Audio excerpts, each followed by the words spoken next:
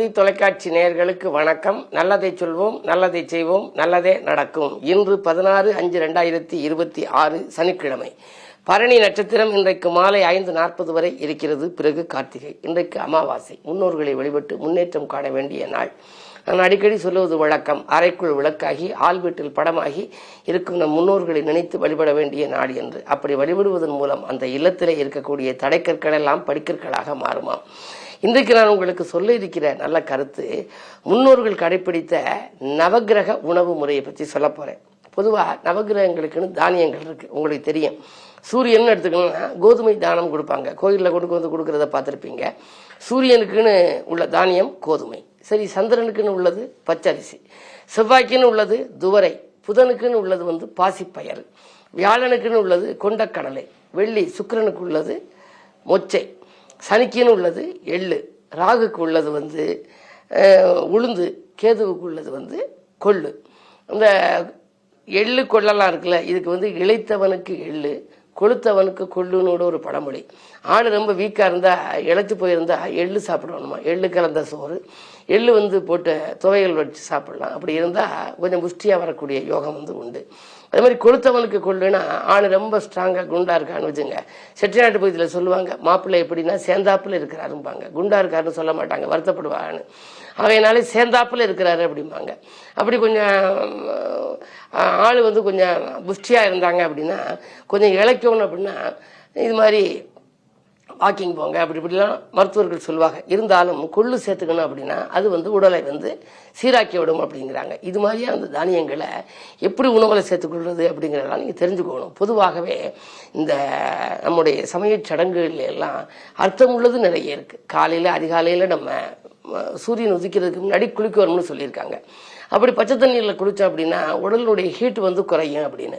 அப்படி குளிக்கிற போது ஜலதோஷம் பிடிச்சுக்கின்றோம். அந்த ஜலதோஷம் பிடிக்காம இருக்கிறதுக்கு என்ன பண்ணணும், அந்த பச்சை தண்ணீரை குடிக்கிற ஊத்துறமுல நம்ம தலையில நீரை வாங்குகின்ற ஆற்றல் எதுக்கு உண்டுனா திருநீருக்கு உண்டாம். ஆகையினாலே தான் அந்த திருநீரை நெற்றியில பூசிக்கணும்.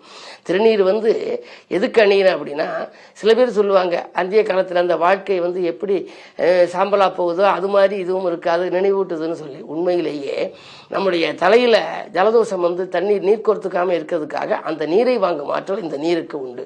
எங்க ஊருக்கு ஒரு முறை கவிஞர் கண்ணதாசன் வந்திருந்த போது அவர் குளிச்சு ரெடியாகி மீட்டிங் ஸ்டேஜுக்கு வர போறாரு. அவரை சுத்தி ஒரு 100 பேர் இருந்தாங்க. எனக்கு அவர் கவிஞர் கண்ணதாசன் நெருங்கிய சொந்தம். அவர் என்னுடைய உறவினர் வீட்டில் தங்கியிருந்தார். அப்போ வந்தபோது என்ன சொன்னாரு, அந்த விபூதி மடலை எடுத்துக்கணுமா தேனப்பான்னு கூப்பிட்டாரு.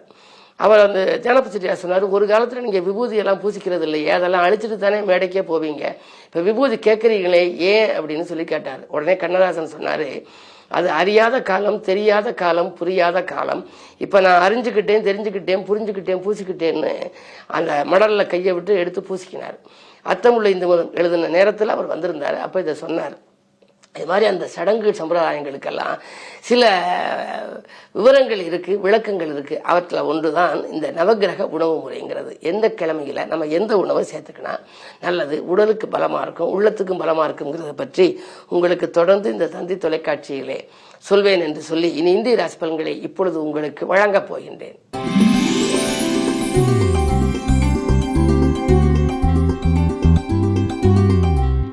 மேசராசி நேயர்களே, உங்களுக்கெல்லாம் இன்று ராசியிலேயே சந்திரன் சுகாதிபதி செவ்வாயோடு இணைந்திருக்கிறார். சுகங்களும் சந்தோஷங்களும் சேரும். 12 சனி இருக்கின்றார். எதிர்மறை சிந்தனைகளை தவிர்க்க வேண்டிய நாள். எதையும் ஒரு முறைக்கு பல முறை யோசித்து செய்தால் நல்லது. பூமியால் உங்களுக்கு யோகம். பொருளாதார நிலை நன்றாக இருக்கிறது. அரசியல் களத்தில் இருப்பவர்களுக்கு செல்வாக்கு அதிகரிக்கும். புதிய பொறுப்புகள் கிடைக்கலாம். இன்று உங்களுக்கு யோகமான நாள், நல்ல நாள். பொருளாதார வளர்ச்சி அதிகரிக்கின்ற நாள்.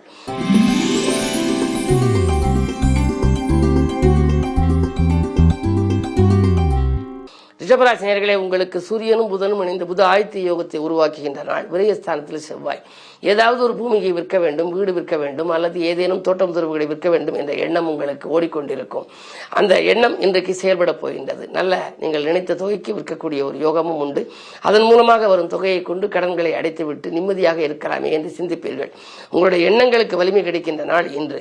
அது மட்டுமல்ல, 2இல் குரு இருப்பதனாலே இல்லத்தில் உள்ளவர்கள் உங்கள் குணமறிந்து நடந்து கொள்வார்கள். உத்தியோகத்தை பொறுத்தவரை உங்களுக்கு நீங்கள் எதிர்பார்த்தபடியே பதவி உயர்வு உங்களுக்கு கிடைப்பதற்கான அறிகுறிகள் தென்படுகின்றன. இந்த நாள் நல்ல நாள்.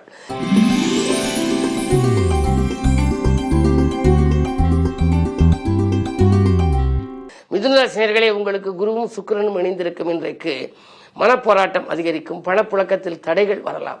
நேரத்திற்கு பணம் வரவில்லை என்றாலும் கூட அந்த காரியங்கள் முடிவெடுவதற்கு கடைசி நேரத்தில் வந்துவிடும். ஏனென்றால் அசுரகுருவும் தேவகுருவும் இணைந்திருக்கிறார்கள். விரையாதிபதியும் தொழில் ஸ்தானாதிபதியும் இணைந்திருப்பதனாலே தொழிலில் கூட ஒரு சிலருக்கு விரயங்கள் ஆகலாம். யாரையும் நம்பி எந்த பொறுப்பையும் ஒப்படைக்க வேண்டாம்.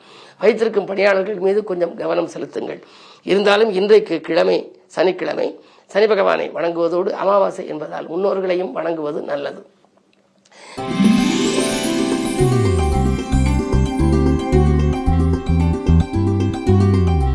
கடகராசி நேயர்களே, உங்களுக்கு விரயஸ்தானத்திலே சுக்கிரனும் வியாழனும். சுக்கிரன் லாபாதிபதி விரயஸ்தானத்தில் இருப்பதால் லாபங்கள் எல்லாம் விரயமாகும்.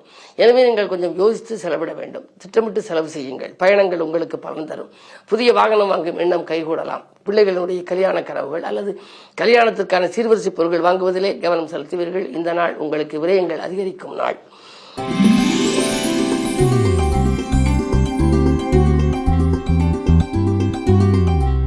சிம்மராசி நேயர்களே, உங்களுக்கெல்லாம் செல்வாக்கு அதிகரிக்கின்ற நேரம். ஜென்மத்தில் கேது, லாபஸ்தானத்தில் சுக்கிரன். லாபங்கள் அதிகரிக்கும். உடன்பிறப்புகள் வழியே உங்களுக்கு ஒரு நல்ல தகவல் கிடைக்கப் போகின்றது. வசதிகள் பெருகும். தொழிலில் எதிர்பார்த்த வருமானமும் உண்டு. நாணயமாக நீங்கள் நடந்து கொள்வீர்கள். நம்பிக்கைக்கு பாத்திரமான நண்பர்கள் மூலம் உங்களுக்கு நல்ல தகவல் கிடைக்கப் போகின்றது. அஷ்டமத்து சனியின் ஆதிக்கம் இருப்பதால் ஆரோக்கியத்தில் மட்டும் கொஞ்சம் கூடுதல் கவனம் செலுத்துவது நல்லது. பெரிய அளவில் பாதிப்புகள் ஏற்படாது. இன்று அமாவாசை. முன்னோர்களை வழிபடுங்கள். நன்மை நடக்கும்.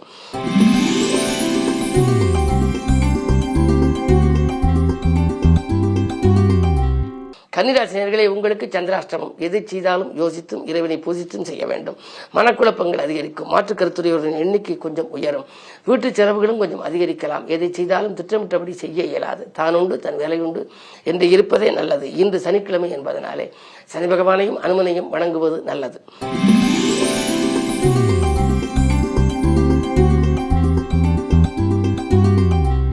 துலாம் ராசினியர்களே, உங்களுக்கு இடமாற்ற சிந்தனைகளும் வீடு மாற்ற சிந்தனைகளும் அதிகரிக்கும் நாள். எதையும் துணிந்து செய்ய முடியவில்லையே என்று கவலைப்படுவீர்கள். முயற்சிகள் உங்களுக்கு வெற்றி கிடைக்கும் என்றாலும் கூட முடிவில் உங்களுக்கு வெற்றி கிடைக்கும். ஆரம்பத்தில் கொஞ்சம் அச்சுறுத்தலாகவே இருக்கும். 7ல் செவ்வாய் இருக்கின்றார். கடுமையான வாக்குகளை பிரயோகிக்க வேண்டாம். அதன் மூலமாக, அதாவது முன்கோபத்தின் மூலமாக முன்னேற்றத்தில் பாதிப்புகள் ஏற்படலாம். இன்று கிழமை சனிக்கிழமை. சனி 6ஆம் இடத்தில் இருக்கின்றார். எனவே சனி மறைவிடத்தில் இருப்பது நன்மைதான் என்றாலும் எதிரிகளின் பலம் குறைய இன்று அதிகாலையில் ஆனைமுக பெருமானையும் அதற்கு பின்னால் அனுமனையும் பிறகு சனி பகவானையும் வணங்குவது நல்லது.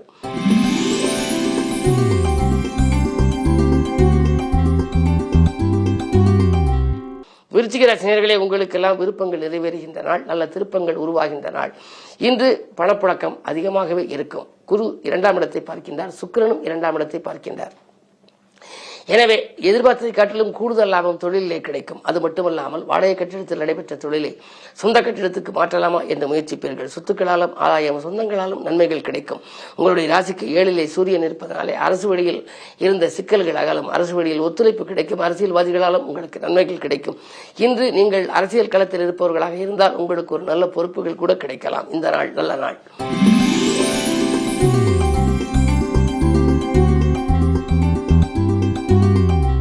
தனுசு ராசினியர்களே, உங்களுக்கெல்லாம் மற்றவர்களை நம்பி செய்த காரியங்களால் மனக்கலக்கம் ஏற்படுகின்ற நாள். மண்பூமி வாங்குவதன் மூலமாக அதிலே ஆர்வம் காட்டுவீர்கள். ஆனால் அதில் கொஞ்சம் தடைகளும் தாமதங்களும் வரலாம். உங்கள் ராசிக்கு 6ஆம் இடத்திலே சூரியன் இருக்கின்றார். எனவே பெற்றோர் வழியிலும் பிரச்சனைகள் வரலாம். பாகப்பிரிவினர்கள் சுமூகமாக முடியாமல் இழுபறி நிலையில் இருக்கும். அண்ணன் தம்பிகளுக்குள் அரசல் புதர்கள் ஏற்படலாம். எதையும் நிதானித்து செய்வதும் மற்றவர்களின் ஆலோசனைகளை கேட்டு செய்வதும் நல்லது. 3லே ராகு, 4லே சனி, அர்த்தாஷ்டம சனி என்பதனாலே ஆரோக்கிய தொல்லை மட்டுமல்ல, சொத்துக்கள் விற்பனை செய்ய வேண்டிய சூழலும் கூட உருவாகலாம். கடன் பிரச்சனை அதிகரிக்காமல் பார்த்துக் கொள்வது நல்லது.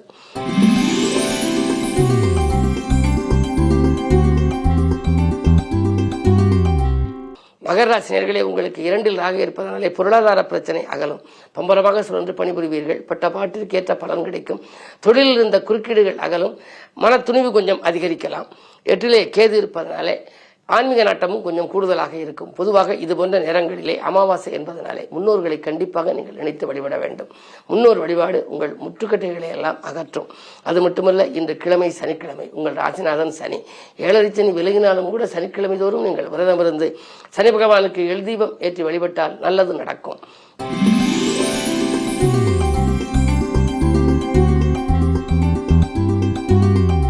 கும்பராசி நேயர்களே, உங்களுக்கெல்லாம் இன்று அன்பு நண்பர்களின் ஆதரவு கிடைக்கின்ற நாள். சாதனைகள் நிகழ்த்தும் விதத்திலே ஏதாவது ஒரு நல்ல காரியம் இன்று இல்லத்திலே நடைபெறும். 3லே செவ்வாய். முன்னேற்ற பாதையில் குறுக்கீடுகள் இருந்ததெல்லாம் அகலப் போகின்றது. அதிலும் உடன்பிறப்புகள் உங்களுக்கு உறுதுணையாக இருப்பார்கள். இன்றைக்கு கொடுத்த கடன் இன்றைக்கு வசூலாகலாம். குரு பார்வை இருப்பதனாலே இன்றைக்கு கல்யாண கனவுகள் நனவாகும். வரன்கள் வாயில் தேடி வந்து விட்டு போனதே எப்பொழுதுதான் முடிவாகும். மங்கள ஓசை மனையில் கேட்குமா கேட்காதா என்றெல்லாம் சிந்தித்தவர்களுக்கு இப்பொழுது நல்ல தகவல் வரப்போகின்றது. பிள்ளைகளின் பெருமையால் பிள்ளைகளாலும் உங்களுக்கு பெருமைகள் சேரும். இந்த நாள் நல்ல நாள்.